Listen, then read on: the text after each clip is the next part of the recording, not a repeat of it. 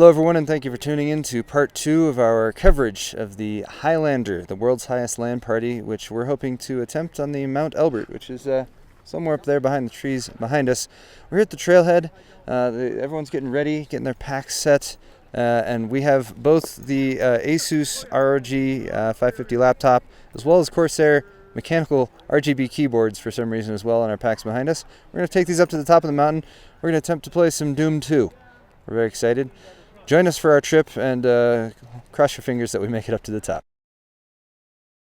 Alright guys, so it's been about an hour since I made it to the top, and I actually started climbing down the mountain because I thought maybe these guys had turned around or maybe stopped at an earlier point. I was way too boss. Because I'm a boss. But lo and behold, I found Linus. Linus was climbing up just as I was going down, and sure enough, everybody else started following too. Luke made it up, Austin made it up, we've got Logan and Qain. Thank God Qain's here, because he's pretty much our router for this LAN party. Your ass over here and record this shout and have a laptop. I see a Paul with my little eye. I do try to be a little bit active, but never anything like that. Like that mountain, that's the craziest thing I've ever done. I never thought I would do anything like this. I mean, I do like walks and hikes and stuff, but not like up 14,000 feet on a mountain. I felt I was pretty prepared equipment-wise. Okay, so the group wasn't really that prepared. I start walking 15 minutes in, I'm feeling it. Like I was out of breath, I could barely keep up with everyone else. The thing that I didn't have enough respect for was the thinness of the air and the altitude sickness. It was the backpack. As you get, higher and higher on the mountain, it starts to feel heavier and heavier, whereas it's like a 20-pound pack. And then you're like halfway up and you're like, oh, this is like a 40-pound pack, man. Then you're at the top and it's like, this is like heavier than me. My mentality was, we're having a LAN at the top of the mountain. End of story. There was no question. I had no doubts in my mind that I was going to make it up there and make this happen. And I couldn't really breathe properly. I started getting seriously dizzy.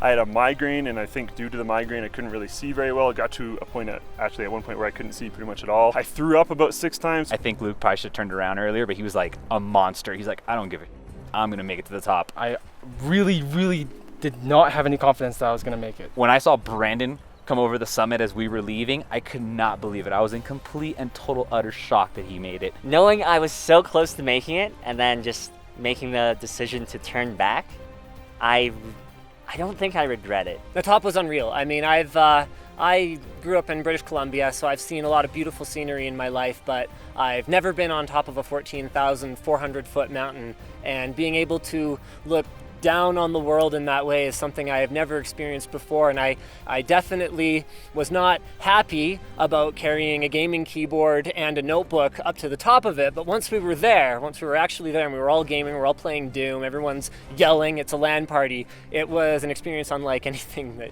you can really imagine unless you were there. Seeing the flags that you see in movies when people get to the top of the mountain, like the multicolored flags, actually seeing that in person was pretty surreal.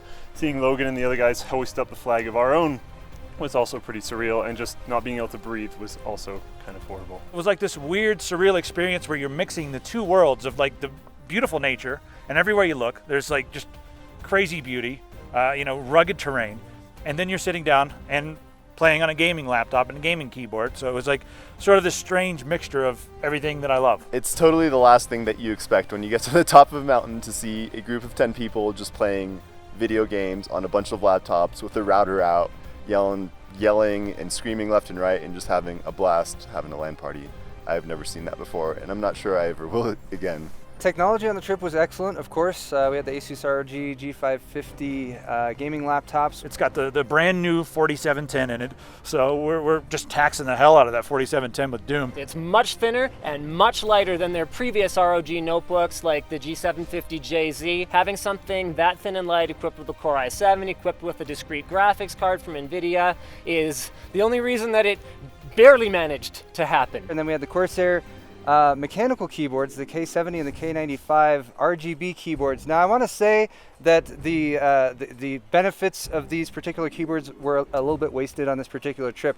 However, we were happy that their build quality was so nice on them. They were very sturdy and very heavy as well. The descent was rough. It was completely grueling on the way down. The descent was terrible. I had like this much of Gatorade left, this much of a Cliff Bar left, and I was thinking, I could actually die up here. When I was coming down at one point, Linus was anchoring me. And he takes off, he's like, I'm gonna go get some footage up ahead. I'm like, okay. And I kind of stay there, and then I see him sprinting down the hill. And I'm like, oh, so guess he's not coming back. The descent was by far the best part of the trip for me. I think I'm the only person who's gonna say that, but I was flying down there and I loved every bit of it. So on the way down, I got past the steepest part, and right after the steepest part, I literally felt like I had no energy in my body whatsoever, and my knees were starting to like hurt really bad. We sort of came to a point where I was like, all right, he's moving a little bit more slowly than we would need to be. And then it comes to a point where it's like, how quickly can he get down the mountain? And then it gets to a point where like, okay, we might need some help there. Fortunately, Logan and Luke did a ton of help carrying him for a lot of the time, arms over the shoulders. So that was extremely helpful. And then the thunderstorm hit. I get kind of a thrill when I'm that close to death.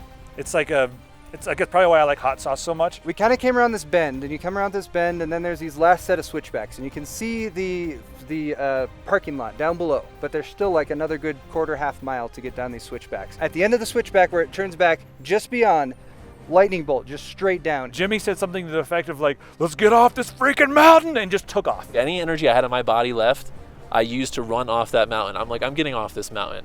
And then as soon as I got to the car, I literally almost passed out because I had no energy in my body left. It was harrowing, frightening, kind of terrible experience, but honestly very memorable.